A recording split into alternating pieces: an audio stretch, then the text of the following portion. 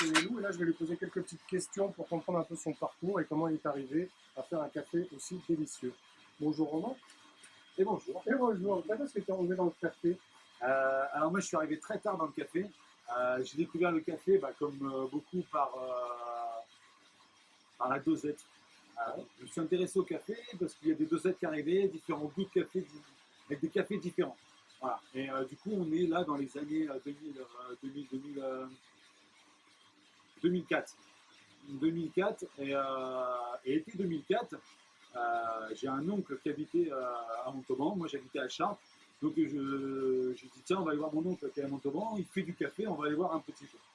Et là j'arrive à Montauban, je lui dis ouais, moi j'aime le café, j'aime la dosette, et je m'adresse à un torréfacteur. Et là il me dit oh, il y a tout à reprendre.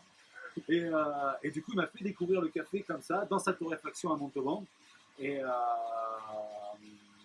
et là j'ai mis le doigt dedans, donc en 2004. Et je me suis dit bon bah là, va falloir que je change de métier. Et tu faisais quoi avant toi? Donc moi j'étais sapeur-pompier professionnel à Chartres. Et du coup grosse remise en question. Et 2004, on a commencé à se poser la question. Et 2014, j'ai posé une dispo à la caserne pour arrêter temporairement les pompiers et reprendre la torréfaction familiale du coup. Alors, quand tu torréfies, quels sont les indices, les indications qui disent que le café est prêt?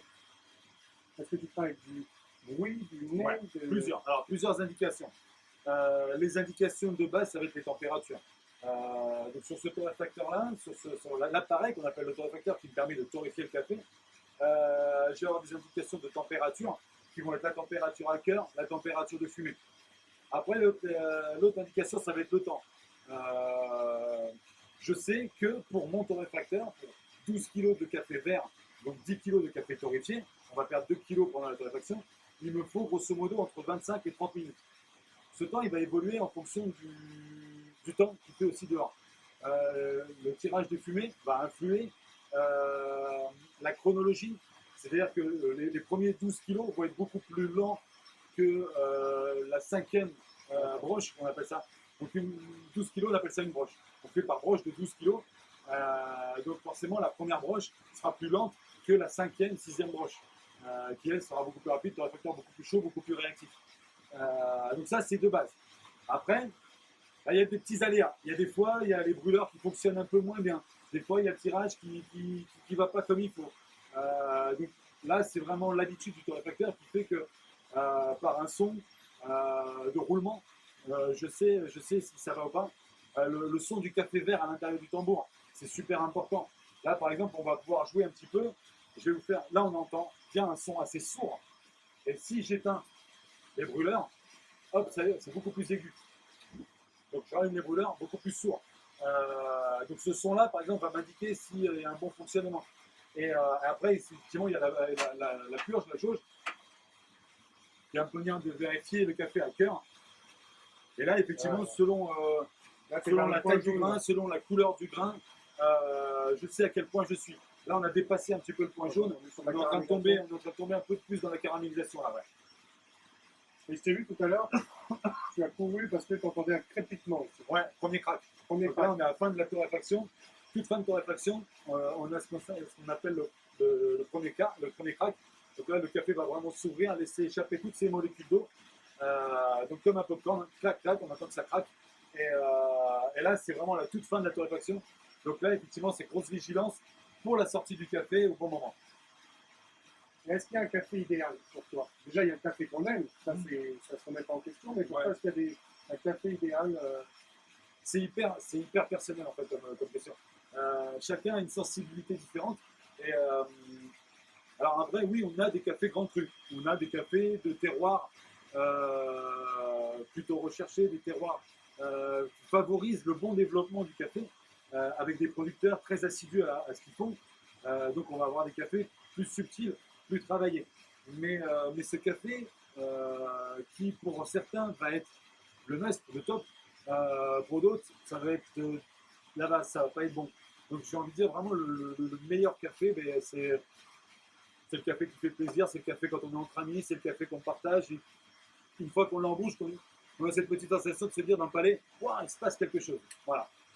Et toi, est-ce que tu choisis tes cafés selon les moments de la journée? Parce que j'imagine que tu consommes quand même ouais. une certaine quantité de café. Ouais. Mais est-ce que tu commences le matin avec un Robusta, tu finis le soir avec un Arabica, inversement? Je bois très peu de Robusta en fait. Ouais. Le Robusta, c'est une variété botanique qui est très vive, très corsée. À la limite, si j'ai à en boire, je vais plus le favoriser dans des ristrettes italiennes, donc très serrées, très peu d'eau, pour minimiser la caféine. Parce que plus le café sera, moins j'aurai d'eau, moins j'aurai de caféine, moins j'aurai d'amertume. Parce que l'amertume, c'est la caféine qui va développer l'amertume. Donc, moins je mets d'eau, moins j'ai de caféine, moins j'ai d'amertume. Donc, vraiment, c'est pour chercher ce côté fruité du Robusta. Je vais minimiser l'eau, donc ce sera plus du ristretto, ce sera plus après le repas. Ouais, effectivement, quand on a le temps Pourtant, c'est la base, c'est ça le café, c'est de prendre le temps de boire un café.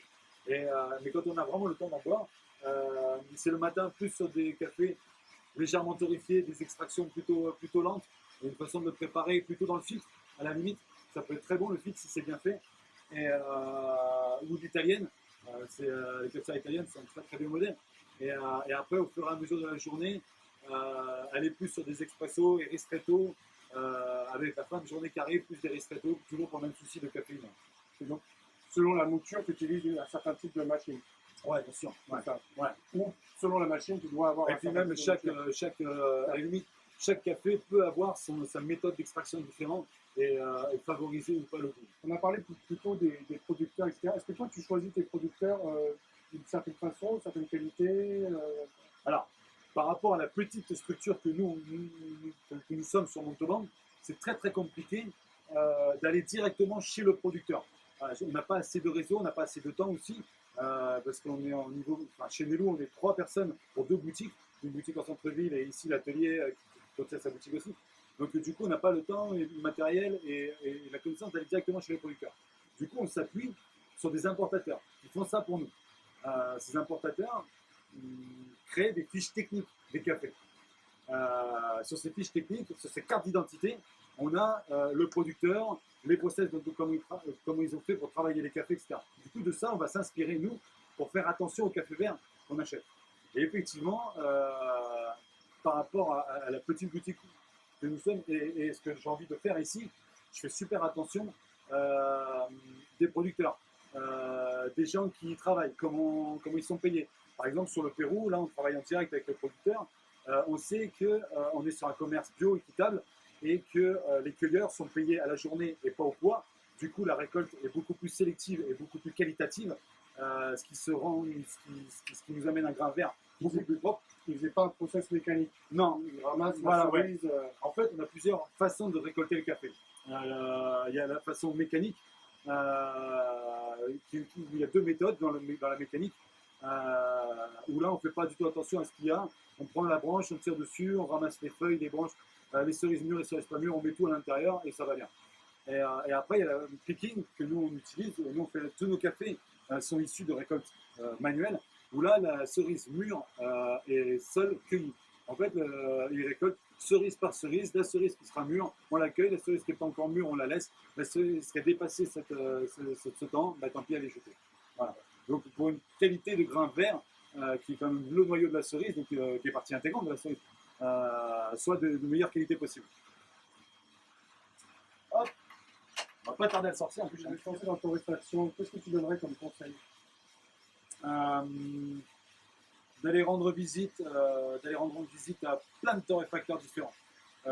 Parce qu'on est tous, on travaille quasiment tous les mêmes origines de café. Après, peut-être effectivement, certains producteurs changent, mais on a tous les mêmes origines de base. Et on torréfie tous complètement différents. Non. On a pour la plupart tous des torréfacteurs différents qu'on utilise de façon différente et on a des rendus qui sont différents. Donc vraiment, chaque torréfacteur a sa patte. Et ce qui est intéressant, c'est d'aller voir plusieurs torréfacteurs pour s'inspirer un petit peu de plein de choses. C'est ce que j'ai fait. J'ai mon oncle qui m'a formé à la torréfaction de base.